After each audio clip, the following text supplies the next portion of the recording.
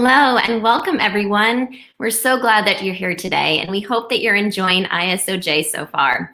I want to give a special thanks to the Knight Foundation and Google News Initiative for sponsoring ISOJ, which is in its 22nd year. Before we jump into today's workshop, I want to remind everyone that we're providing simultaneous interpretations into Spanish, thanks to support from Univision Noticias. If you click on the globe icon at the bottom right-hand corner of your Zoom screen and you select the Spanish channel, you can access this workshop and all the other ISOJ sessions in Spanish. And if you're tuning in via Zoom and have technical issues at any point, you can always tune in via YouTube instead, in both Spanish and in English. And we'll post those YouTube links in the chat for you. So now I want to turn to our workshop, which will be led by Harlo Holmes, who is the Director of Digital Security at the Freedom of the Press Foundation.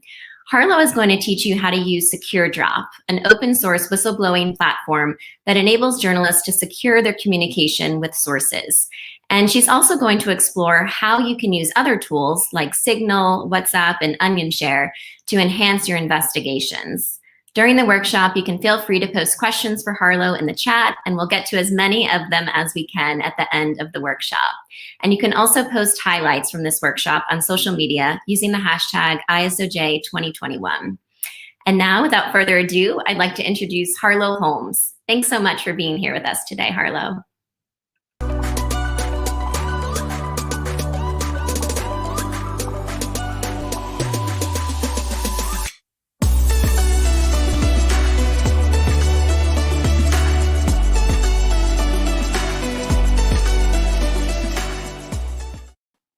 Hello, everyone. Great to see you. And it's really great to be at ISOJ, albeit from home. I really miss you. Welcome to our workshop. And I believe my screen is being shared and people will let me know if that is not the case. But let's get right to it. We have a lot of stuff to do today. And I want to make sure that we pack in as much as possible. Okay, so first and foremost, a little bit of an introduction. Once again, Freedom of the Press Foundation develops a product. It's called a newsroom appliance that is called SecureDrop. It's a little bit intensive and a little bit expensive, and we'll get into the nuances about that. But it connects sources and members of the public at large to newsrooms, and it's currently installed in upwards of 70 newsrooms across the entire globe. This is just a subset of some of the organizations that we work with. I would be remiss if I didn't mention the other two components of our organization that we're really proud of, such as the U.S. Press Freedom Tracker, which is our main advocacy wing that documents where members of the press have had their right to report infringed upon. So please do check this out. This is a really excellent project that we do in conjunction with CPJ and another of other organizations that are on our steering committee. And my part of the organization is the digital security wing, where we provide training, consultation, security auditing, etc. for newsrooms, large and small, freelancers and documentarians across the globe. Okay, so first off, actually, hold on one second. I'm going to refresh this page because I need to update my slides. All right, here we go. Okay, let me just double check what we're looking at. Great. All right, so let's talk about some terminology as we talk about source communications. First and foremost, there is the content of your communications, which is what's being said. But then there's also the metadata, which, if we're going to talk about like the journalist parlance, it's the who, the when, the where, and the how of attributes of a conversation. And so from our perspective, this includes things like people's names, their handles, their phone numbers, things like that. But also as far as computers are concerned, because most of our communications are entirely digital, this includes things like IP addresses and like sometimes even location data, timestamps, etc. And we're going to get into that a little bit later. Some more vocabulary. When looking at communication strategies, no matter what it is, and we're going to talk about these strategies in just a moment, there are a couple of terms that I want you to think about that are incredibly important when making decisions. So there's encryption in transit, which is roughly like why we have, that little lock in the corner of our address bar in our web browsers. It's the ability to scramble the content of internet communications as it travels over to its destination. So that's why our encryption with Google is so strong, with our email, hopefully, etc. But then there's also encryption at rest, which is similarly, but different. It's important because files that we have at rest, whether those are like Word documents or, the folder that holds all of your communications in Signal Desktop or whatever, all of those local files on your computer or on your phone are pretty much illegible when that device is powered down. And just want to emphasize the fact that communications can live at rest at a number of different places. So it could live at rest on your computer. It can live at rest on Google servers, on Facebook servers, etc. So we never really have control of the entire picture. Then there is a really cool term that I'm sure you've heard thrown about wildly, end-to-end encryption, which means combining multiple types of ways to encrypt in order to ensure that the content of your conversations cannot be decrypted by anyone other than the devices that are party to this conversation. We're going to get more into that when we talk about Signal and WhatsApp very shortly. There's also properties that are really important nowadays as far as like maintaining the confidentiality of a conversation. One is called perfect forward secrecy, which means that only a limited subset of a conversation can be decrypted if somebody did, for some reason, get the key to do that. And so that means that actually makes things ephemeral. So that's where disappearing messages come from. And sometimes disappearing messages actually do work because they apply this principle of perfect forward secrecy, like we see in Signal and in WhatsApp, in Wire, and a couple of other things that we're going to talk about. But sometimes it's just a parlor trick and it's not actually true, like Snapchat, right? So like Snapchat will totally say that the messages expire after a certain amount of time, but quite frankly, they don't actually apply perfect forward secrecy, and they're still sitting on all of your snaps in, their servers, where you're just reliant upon their having encryption at rest properly applied, and also you're relying on them not to get subpoenaed, for snaps that you sent like 2 months ago.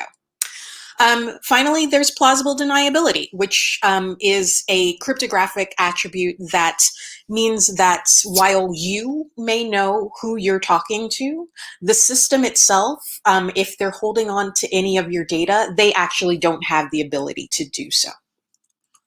Okay, so let's talk about some of the tools because we have a lot to do in the hour that we have. I would absolutely love to introduce you to SecureDrop. SecureDrop is once again, a newsroom appliance that allows people to communicate with newsrooms with technological anonymity by leveraging the Tor network. It is a portal where you you use the Tor browser, and we'll talk about Tor in throughout here. You use the Tor browser, which is a mimic of Firefox, in order to properly, access a portal that a newsroom might host. And then you start communicating with journalists, you exchange files, you communicate whatever it is that you need to do in order to get an investigation done. Really quickly, I like to introduce people to the Tor network as being kind of like what this photo is right here. This is the parking lot in Virginia where where Deep Throat met with Bernstein in order to, discuss the Pentagon Papers. And actually, Tor is built technologically similar to that. If you're not sure about what Tor actually works like, there are what called circuits that pretty much bring you to a rendezvous point that is known by you and the service that you're reaching. So like you and the New York Times, but ultimately like you go through several what we like to call hops on the circuit in order to obfuscate exactly where you're coming from. So once you meet at this rendezvous point and you exchange your information, once you go away, no one in this particular conversation knows how or where that person goes at the end of the day.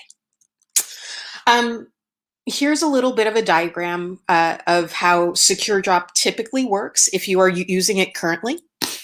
We have like a couple of servers and what's called a firewall that sit safely, physically, and from a networking perspective, safely within a particular office, let's say. And then the source uses the Tor browser, communicates with these servers over the Tor network, as represented by the onion. Traditionally, Secure Drop has worked over an operating system which is called Tails.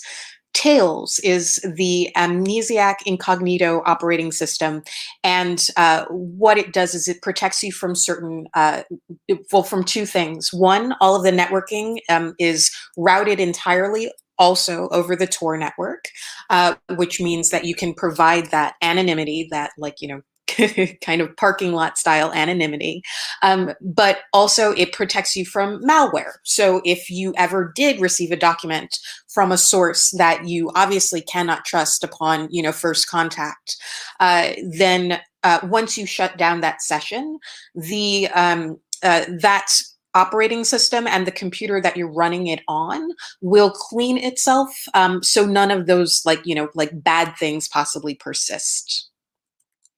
That said, the journalist does connect to the internet to look at what we like to call the journalist's workstation. This is a very simple portal where, similar to an email inbox, the journalist can view submissions, and it's a little bit tiny right now, but you might notice that in this image of our journalist workstation, the source that they're talking to actually comes up as what we like to call a code name. This keeps their anonymity, but it also keeps a little bit of persistence of identity. So you can definitely say that like Risen Crowbar is the person who, I'm communicating with about this particular issue, and continue that correspondence with that source based off of that particular code name. This is where it gets complicated. So I mentioned the idea of malware, and also the idea that malware is capable of a lot of things, and we're going to talk about that a little bit more as we go through other options. But what we have to do in Secure Drop land is we have to, after downloading those encrypted submissions, we have to put them on a USB stick. We call this the transfer device. And then bring it over to what we like to call the secure viewing station, or the SVS. This is an example of an air gap. It is a computer that has been physically removed of all of its capabilities of connecting to the internet. And the reason why is if there is malware, or if there's something that, is like a booby-trapped file that sends metadata like your location, or, like your IP address or something like that, we want to prevent that as much as possible. And we want to protect the newsroom environment from anything that could attack its network rather than, attacking like the particular journalist who has unwittingly opened these things. And so it's a very complicated dance. There is actually a sneaker at the bottom of this particular slide, and that is another term that I'll introduce to you. It's called a sneaker net, which means, pretty much taking something that is online and vulnerable and bringing it to whatever means is necessary, in this case, a USB stick, to an air gap where it is no longer capable of harming people. Once we get to our air gap, we are able to then decrypt the submission, because all of the submissions are inevitably encrypted so as to protect the newsroom server from any threats having to do with people poking at the server, a subpoena, literally, like law enforcement kicking down your door and physically removing the server. In order to protect that, all of these submissions are encrypted by a key that only that air gap has, in order to decrypt those submissions, where the journalist reads them and then does what they need to do with it, whether that is to, like make safer copies of it and distribute it to other people in their newsroom, like editors or other people on the investigative team, or print it out, or, whatever, in order to, complete that cycle. But you can see from this diagram that, it's a little bit complicated, and we're looking to make this type of hypersensitive security more accessible and perhaps less daunting for people typically working in newsrooms. So, as I had said, to recap, that secure viewing station is kept offline at all times, and we train newsroom teams that are participating in Secure Drop about exactly how to do that, which includes, once again, physically removing a Wi-Fi card and a Bluetooth card. Sometimes literally includes, like gumming up or taping over the Ethernet port so people don't mistakenly like plug it into the internet. It's a lot to do, but that's security. So I'll talk about some of the pluses and also some of the caveats to using Secure Drop, and also really like an appeal to all of you if you're interested in getting your newsroom, no matter the size, onboarded with Secure Drop. Please do reach out to us. But ultimately, this is a system that has proven to have, and we're proud to say, to have moved a lot of, like contemporary history. I really, really would say so. We do not at Freedom of the Press Foundation have any access to any of the submissions that come in through anyone's Secure Drop portal, but those news organizations who do share their triumphs with us definitely do make us incredibly proud. The feedback that we've gotten is that it's an excellent way to ensure that sources can communicate bidirectionally as freely and as candidly as possible while maintaining the utmost of technical confidentiality. It makes it pretty, like when submissions come in that are worthwhile, it's really excellent environment to like facilitate cross-team coordination. And the Tails operating system, by default, this is like totally separate from Secure Drop, but we do work very closely with the Tails operating system team.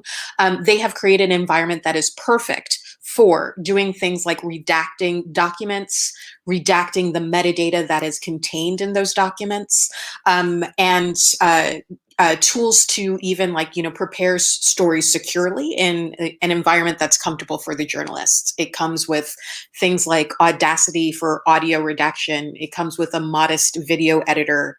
It has, the suite of LibreOffice tools that are very, very similar to the Microsoft Office environment. So, and it's all open source, and it's all made by people who have developed these projects in order to protect the rights of privacy and security for human rights defenders, journalists, and do-gooders across the world. Caveats, though. The air gap workflow, it is incredibly complicated. We have heard that, it's especially cumbersome. No matter what you use for a confidential tip line, you are ultimately working with members of the public that are anonymous and unknown to you. And so you open yourself up to a certain amount of, not necessarily abuse, but a high signal to noise ratio where people might attempt to spam you, to waste your time, to troll you, to lead you to dead ends. And so when you have a workflow that includes, like using like several computers, using these weird operating systems that are definitely not what you're used to in an office environment, and literally walking with your feet to perhaps even another room where there is an air-gapped computer, and then you decrypt something and you open it up and it's just like, troll face or whatever, that might make people a little bit reticent to engage in this type of investigative tool. So, one of confession that I will say as a digital security professional is that security folks are always looking for ways to temper people's expectations of ease of use and efficiency with what they need to protect themselves. And so we're going to talk about like other ways within, working within a variety of price points and other resources and threat models to, to get what you need for an investigation as efficiently as possible. One thing that we've done at Freedom of the Press Foundation is we have started to work with a brand new operating system called Cubes. This doesn't replace Tails, you still have to use Tails, but it's called the Cubes operating system in order to create what we like to call the Secure Drop workstation, which combines all of those journalist-facing steps into just one simple experience. These are some screenshots of it. Currently, this is a pilot program, and if you're already a Secure Drop user and you're interested in getting bootstrapped onto the Secure Drop workstation, please do let us know. It's not as resource intensive. So what we have here is a typical, well, not typical, it's actually very atypical, but we have a Linux-based operating system that if you are a Secure Drop user already, you probably will already be accustomed to, but there's just some key differences. We have one computer, no more several computers, just one computer that you can have in your home. You can put on whatever network you want to. There's no mutilation of, it's networking properties. It doesn't feel like a, James Bond toy or anything like that, where you simply log in using our Secure Drop app, and then you're presented with what looks to be like an email inbox. It looks exactly like Outlook. Our designers actually worked really, really hard about that after a lot of feedback. So you have a basic inbox interface where you can immediately establish correspondence with your sources. The encryption is still there, so we still have that encryption at rest and encryption in transit. We still have end-to-end encryption, so all of our technical terminology checkboxes are totally ticked off. But there you go. You can just immediately start chatting with people as simple as you were using email or Signal or something like that. Also, you have the ability to easily export or print out any of these documents without, having to take it to the air gap and without possibly making decisions about how you're going to coordinate that within your team. I'm not going to like belabor this point too much because we have so much to talk about. But I do want to pinpoint that this particular operating system, Cubes, is special in that it actually does allow you to create air gaps on the fly. So in this screenshot where you see that Groovy Bantamweight, we still have those code names, has sent a document. It's a JPEG in this particular instance. That green bordered window where we are looking at that JPEG that was sent in is entirely separated from a technical sense. And a verifiable sense from the rest of the environment on the computer. So what we're dealing with in our yellow bordered window, which is that app that, is our inbox, is entirely separated from this green bordered air gap where you can, have a very safe space to do potentially risky things. Because at this point, we don't necessarily know who Groovy Bantamweight is and what their, what their motivation is in sending us this particular picture. And then once you close that window, it's entirely gone from your computer. And so we are maintaining that amnesiac property, which is also super duper important when you are working with untrusted stuff. Okay. There is going to be Q&A, but feel free to pile those questions up and I will definitely get to them a little bit later on. But in interest of time, I'm going to move on to some tools that we can use in order to, kind of have the same effect. But if you don't have access to, everything that Secure Drop requires, I will be entirely honest. Secure Drop is not trivial. It takes a lot of investment of time and of money.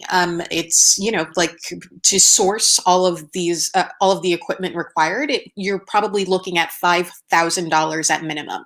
And so we get at Freedom of the Press Foundation a lot of questions from journalists, especially from smaller newsrooms, about what options they might have when they're not quite ready to get to Secure Drop.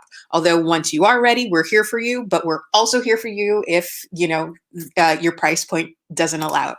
So I'd like to recommend, first and foremost, OnionShare.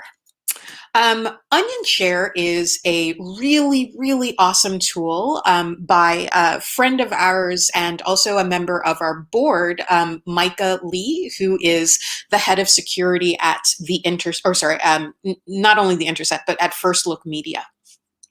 OnionShare is a very, very simple app that comes on all of the platforms all of the desktop platforms that you want. So Mac, Windows, Linux. And what it does is it allows you to,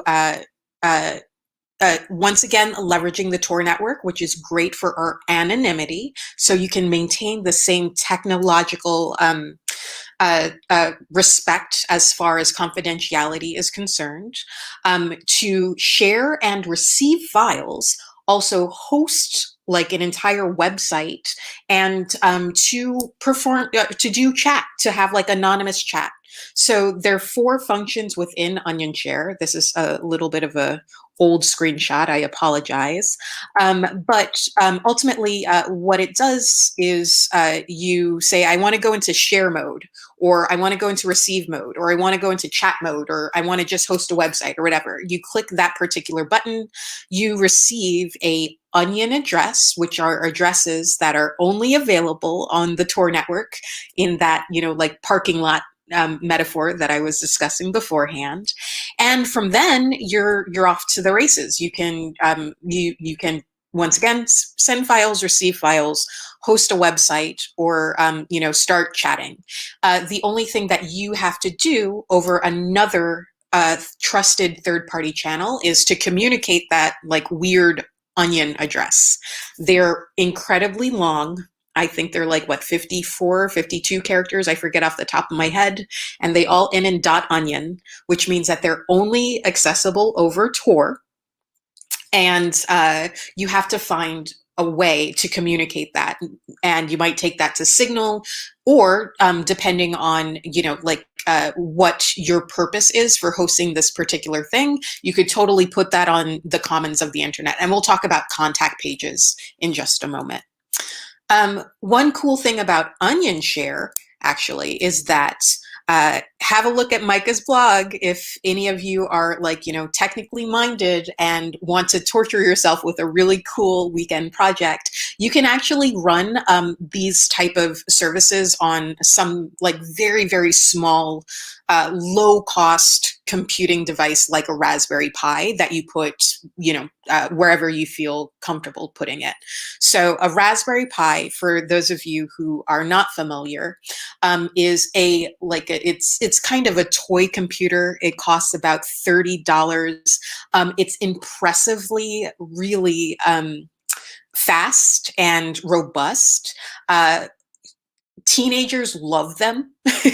Nerds love them. They're really fun to play with. And ultimately, with instruction, you can learn how to take this $35 box that you get from, your local Best Buy or, hobby nerd shop or whatever, or order off of Amazon, run Onion Share on it and plug it into your router.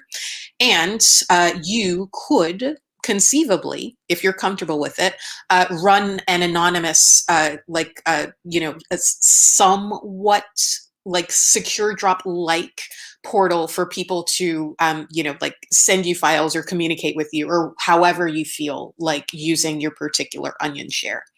So before we move on, I'll talk about the caveats, because we, once again, it's always is it security or is it ease of use? Also, we're throwing in the mix the resources we have. So I'm one of the pluses to Secure Drop is that our security architecture definitely accounts for things like firewalls, which are, for those of you who are not in, newsroom technology, but maybe more on the journalism side, I'll tell you that the firewall is pretty much what keeps your organization safe for anything that you accidentally click on. We all accidentally click on things. All of us, no matter how tech savvy you are, we all accidentally click on things. And so usually in enterprise environments, in office environments, you have dedicated staff that knows how to use this particular appliance called the firewall to keep you all safe for the inevitable event when somebody clicks on a thing. In our home, especially in the COVID era, nobody's really, administering their router in the way that an office IT staff would. And so if you are going to have a Raspberry Pi where you literally tell everybody, send me anything, I promise I'll click on it, you might want to think twice or do it in a situation where you feel comfortable. And actually in Micah's post, he does have recommendations for, the considerations that you need to take into account.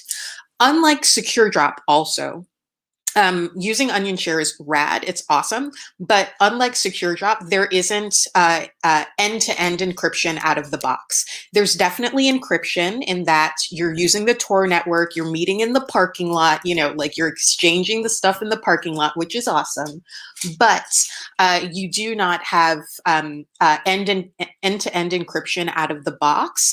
And so if, someone raided your apartment and took your Raspberry Pi, that data that was on that Raspberry Pi would definitely be open and available to anybody who observes it. So that's just one consideration. But that said, it's still incredibly efficient, and by all means, and also really, really fun and really easy and way quicker to spin up than Secure Drop. Okay, so let's talk about some of the trends that I've been seeing as far as, just source communications are concerned. One just has to do with the fact that we're all on the phone. We're all on the phone all the time. And as once again, when we come back to that toss up between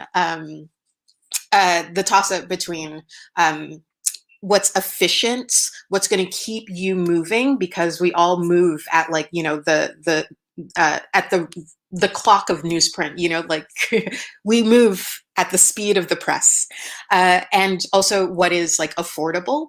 We're definitely on our mobile phones. So before we get into the nuances of why like the choices that we use on our phone matter, I do want to talk about just end-to-end encryption and why it's important. So no matter what it is that you put on your phone, we're going to talk about the caveats, but you're still going to do it anyways. I do it too. It's okay.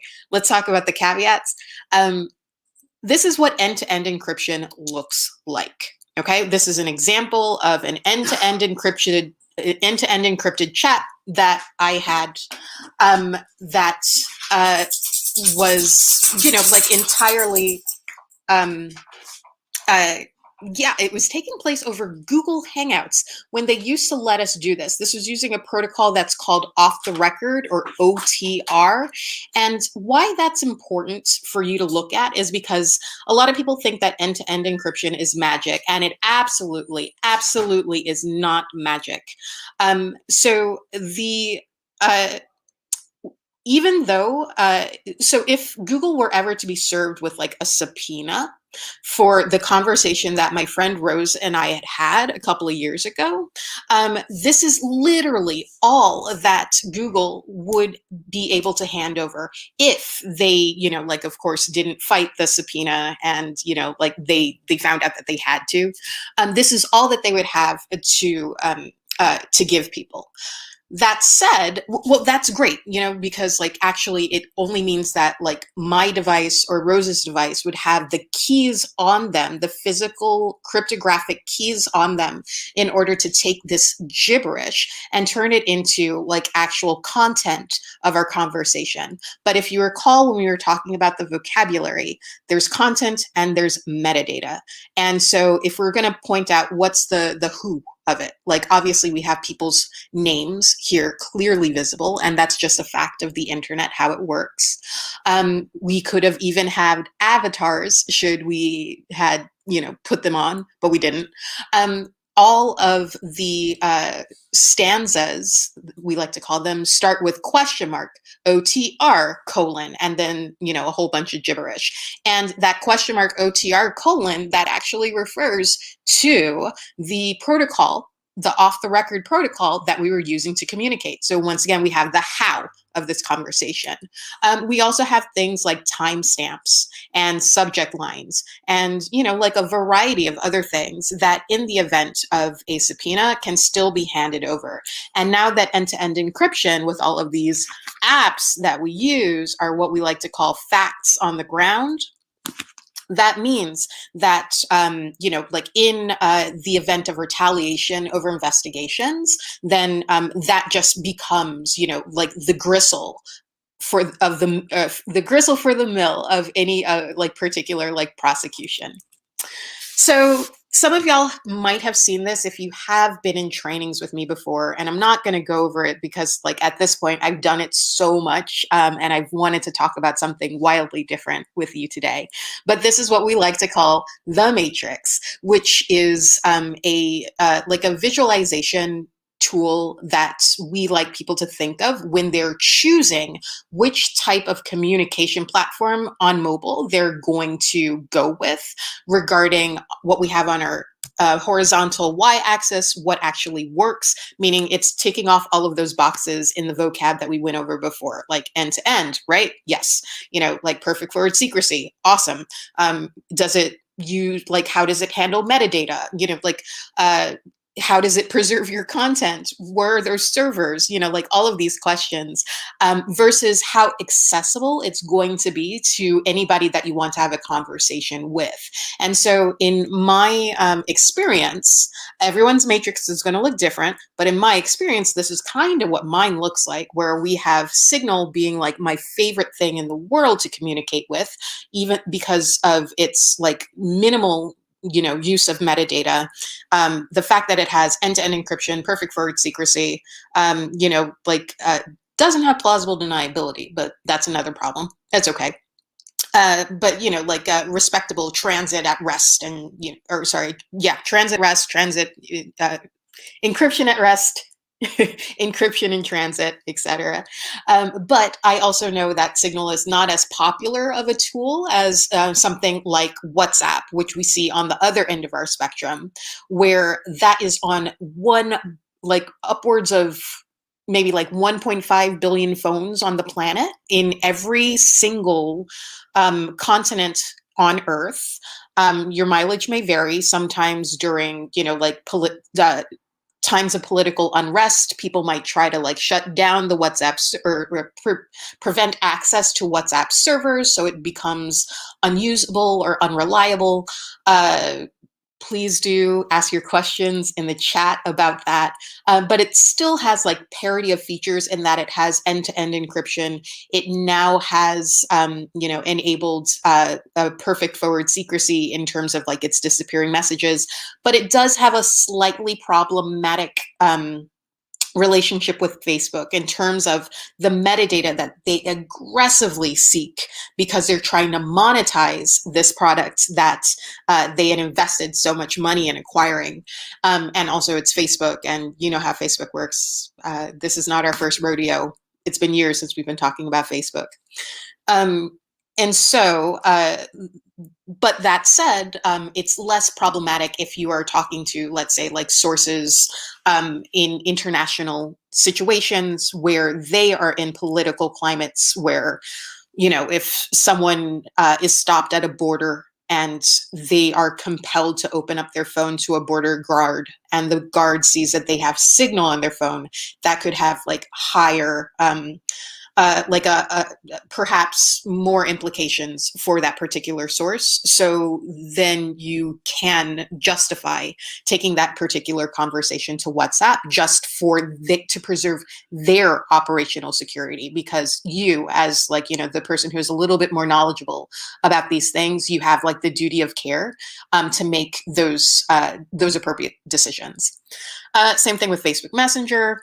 It's Facebook, also the secret chats, and this is very similar to the Telegram discussion. The secret chats are only in a certain mode in Facebook. You actually do have to explicitly enable end-to-end encryption in your Facebook chats, and that doesn't work on desktop, for instance. So if you're talking to somebody who's mobile first, who is only on desktop, and this does happen sometimes during manufactured, politically motivated internet shutdowns, where people's mobile data will automatically stop working, then they all jump to desktop, and then you lose the capability to have end-to-end encrypted chats over Facebook Messenger, and in which case you got to take it back to WhatsApp, because at least that is end-to-end encrypted across the board. As long as you're not using SMS messages, they're so surveillable. They'll never be encrypted, ever, and the least safe of any messaging platform to use. Okay. So everybody's on their phone, but when we reel it back to talking about journalists themselves, what about our privacy? And so, sorry, I always do this, and if either of them reach out to me and say, please stop picking on me, I promise I'll change my slides in the slide deck, but I'm going to talk about Lorenzo and Joseph from Motherboard, who are amazing, and they're brilliant people. But they are always available with their Signal phone numbers, pretty much the same phone numbers that they speak to their mothers on. But meanwhile, a lot of women in this field, people of color, non-binary folk, that puts us at way more risk than the dudes at Motherboard. It's just a fact. And so if you are going to be, using your presence as a tip line, think about doing the following: getting an auxiliary number, linking it up to like perhaps Signal Desktop, or where available, like whichever platform. WhatsApp actually kind of stopped doing this because they worry about fraud and it's Facebook and they're corporate or whatever, but you can still do this on Signal. Recommend Twilio, just link it up to your own phone number in order to bootstrap yourself onto Signal. But just understand that, as I had said, like your mileage may vary, especially with tools like WhatsApp. Also, be aware of like Signal desktop stuff. I'll have you look at these slides, but in the meanwhile, here's just like the best takeaways. Full disk encryption, encryption at rest on your desktop, okay? Because you don't want people, like if your phone is ever seized or something like, or sorry, your desktop, your laptop is ever seized, you don't want people to like have access to that. And also know that like, like the notifications, the growl notifications, pop-ups, etc., that can often mimic the data that that's coming in via an end-to-end encrypted line. And so you want to prevent your computer from duplicating any of that data that you might receive. There's a lot of nerd stuff in this slide, but I will actually like talking about how like people have remixed Signal in order to, because it's an open source project, meaning its code base is available to anybody who's interested.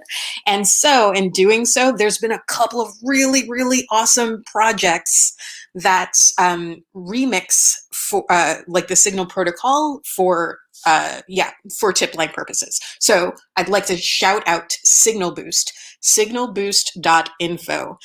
This is a remix of Signal where you can use their server if you wanted to, but you can also host your own server, which is preferred.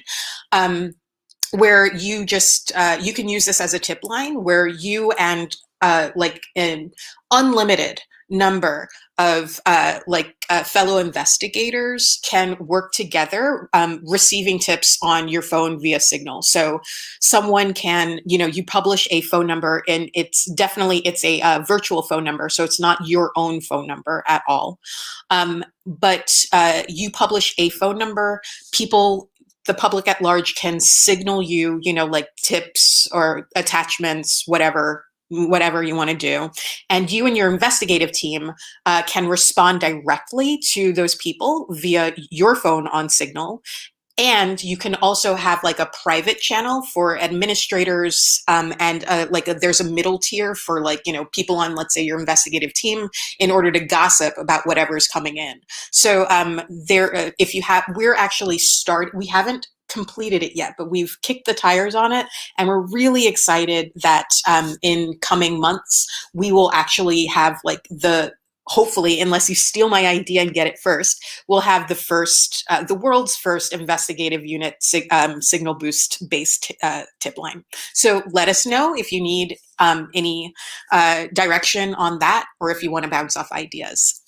Finally, and I know I only have about 3 minutes before we open it up to Q&A, but I want to talk about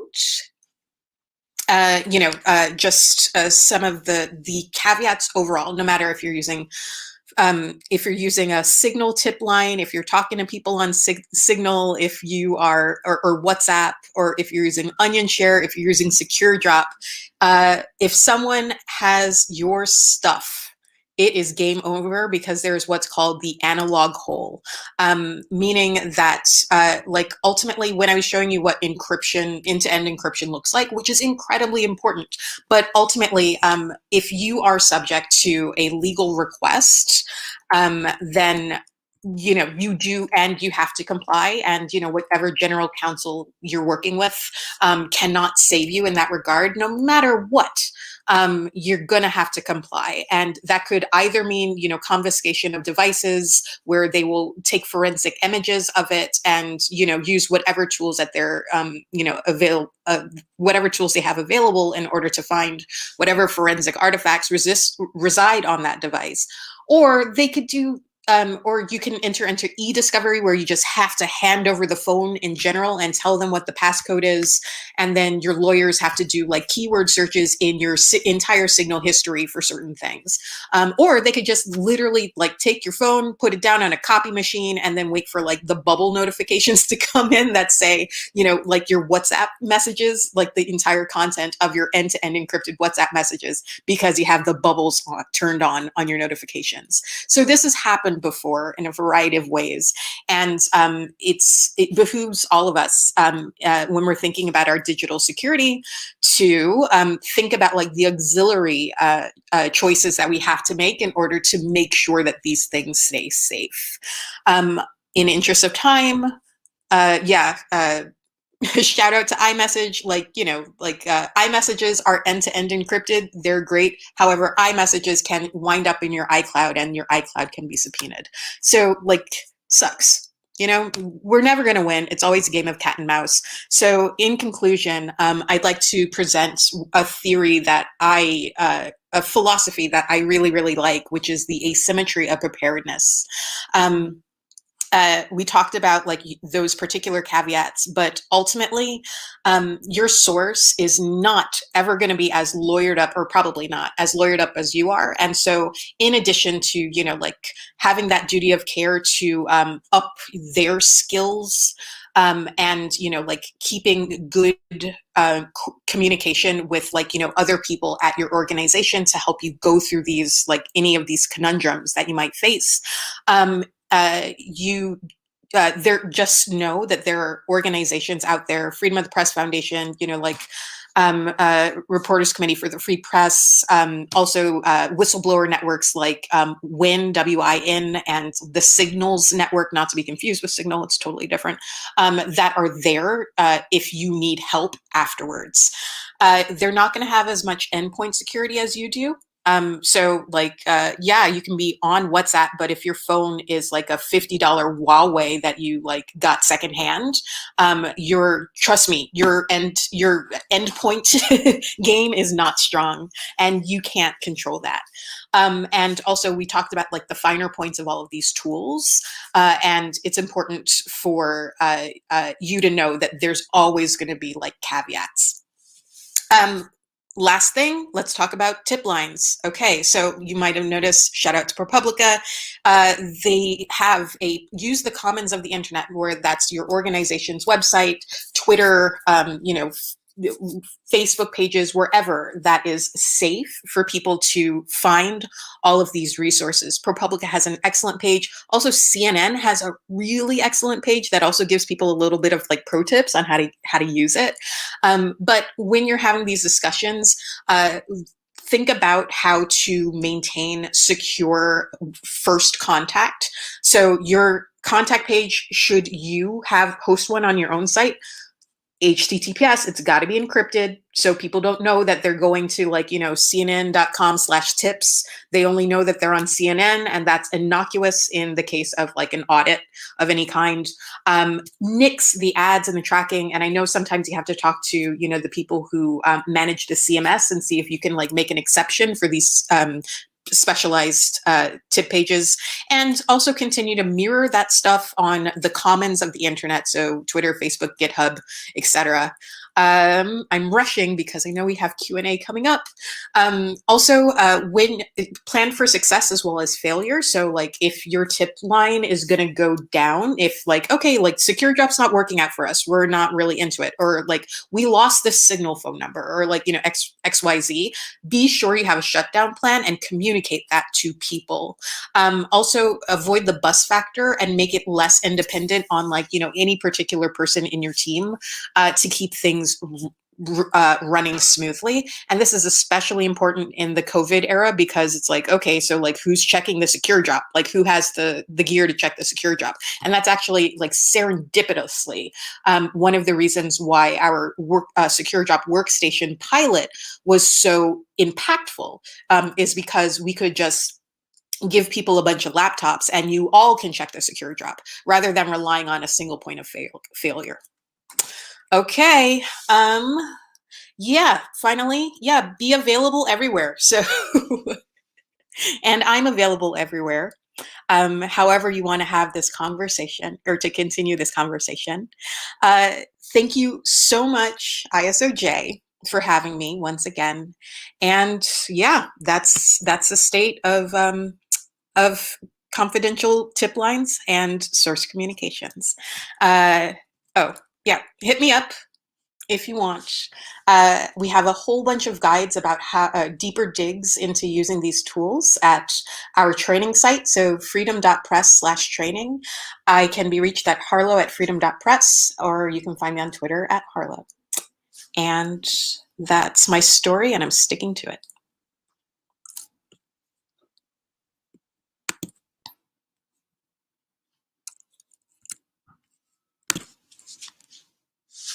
Okay.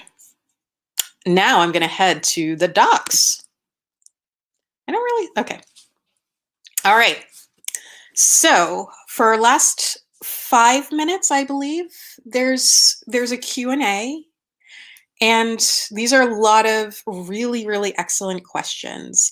Okay, so I'll start from the bottom and work all the way up top. Does Onion, and I presume that means Onion Share, does Onion Share have a cost? No, it is entirely free, entirely open source, and it's just up to you to figure out where you're going to put it. You can actually use it on your own computer, which, you know, is okay. However, like if you're receiving files from random people on the internet, I really, really, really would advise against that. However, using, the share files function is great. Using the chat function is really, really awesome. And also, as I had mentioned, we have that really excellent blog post by Micah Lee about how to spin it up on a very cheap Raspberry Pi. Okay, I'm going to pick at random. Okay, so to run Secure Drop, we have to use Tor, or can we also run it in Chrome? Secure Drop absolutely has to be done in the Tor browser. Chrome does not allow you to look at any Onion links. Only the Tor browser allows you to. Okay, here's another question. Are there tools to move safely and protect sources that are based on the blockchain? This is a really cool question. So, short answer is no, because the blockchain is a public ledger, meaning that everything is entirely auditable and should, live in perpetuity. So if you're worried, and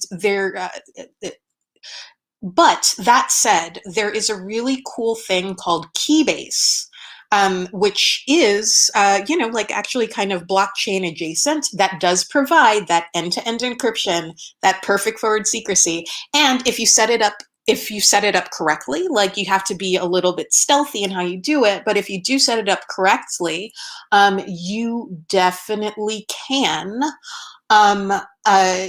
you definitely can maintain anonymity. Okay, I'm gonna skip around at random. Signal is very well protected when using a phone, but why is it so easily accessed when using on a laptop? And so it's not like more or less easily accessed when using a laptop than it is on a phone. I just think that people are more, or like us normal users are a little bit more savvy about how to navigate the file systems in order to find those files where Signal has left it. So totally, if you are worried about that, just so you know, like, let's say if you're on a Mac or something, I don't know actually where it is on Windows off the top of my head, but if you're on a Mac, if you go to library, applications, Signal, desktop, then like within those files, that folder, there's like all of your files, and that's exactly where it lives. And so if somebody did seize your laptop, that's where they would go, and they'd be able to look at your Signal desktop stuff. It's still end-to-end encrypted, but it just means that, your computer is the place where it's being decrypted, and that's where they store that data so you can read it. On phones, for us regular people, we're not usually like hunting around in, our phone's file system in order to find where those files are, but they're pretty much there in the exact same way. So yeah. It is what it is. And just a reminder, that's why you have full disk encryption, hopefully, on all of your machines, phones, computers, laptops, etc., because when you power them down, no one will still be able to access those files. Okay. Let's see. Freelancers do need more support as they're not connected to a media outlet. And so what security suggestions would you give them? So there are a couple of really excellent organizations that put on trainings similar to these for freelancers. There's two things. Like, one is that, like, keep in touch with this particular community in order to get access to umbrella organizations when you need help. Some of them even have like resources like, emergency funding in the case that, like, your device gets smashed at like a protest that you're covering or something like that. And I think that between like training, consistent training and regular training, and, like support for like actually having good hardware, that's pretty much like, or those are like two places that I can say that freelancers need the most support. Just keep in touch. I know that there are so many questions, and I think I have 2 minutes left.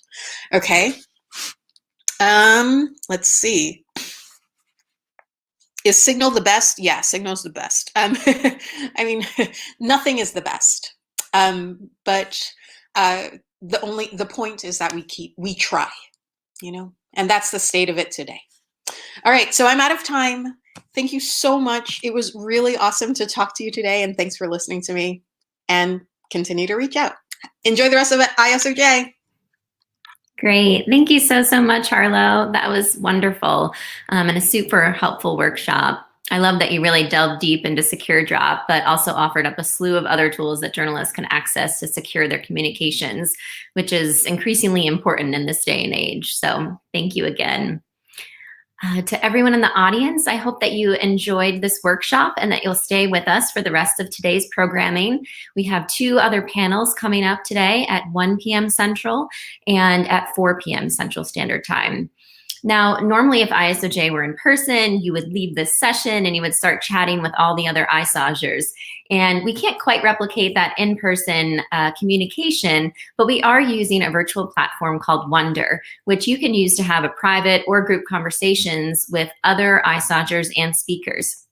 So we'll be dropping a link to the Wonder Room in the chat throughout the day, so you can access it as many times as you would like throughout the sessions and in between them.